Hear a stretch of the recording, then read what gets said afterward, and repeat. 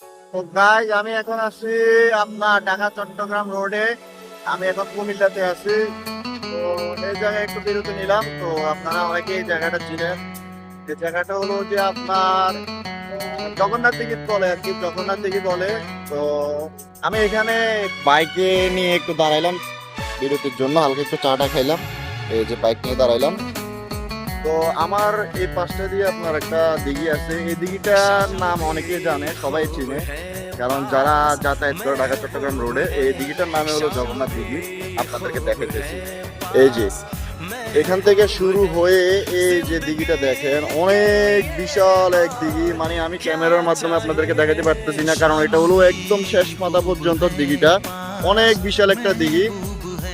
তো বুঝতে পারছেন, এখন আমি জগন্নাথ দিঘির পার আছি। আর এই দিঘিটা নিয়ে অনেক কথা রয়েছে, যেটা হয়তো আপনারা গুগলে সার্চ দিলে পাবেন, দেখতে পাচ্ছেন। আর এই সাইডটা দিয়ে হলো যে আপনার চিটাগং যায়, আর ঠিক ও রোডের অপোজিট পাশে আপনার ঢাকা যায় আর কি। অপোজিট পাশে ঢাকা যায়, এই পাশটা দিয়ে হলো যে ঢাকা যায় আর কি, ওই রোডের ওই সাইডটা দিয়ে। তো যাই হোক বন্ধুরা, ভিডিওটি যদি ভালো লাগে আপনারা লাইক কমেন্ট শেয়ার করে দিবেন। আর যেভাবে সাপোর্ট করতেছেন এভাবে সাপোর্ট করে যাবেন। এখানে অনেকগুলো দোকান রয়েছে। এখানে হয়তো আপনারা ভাত টাত খেতে পারবেন দুপুরবেলা।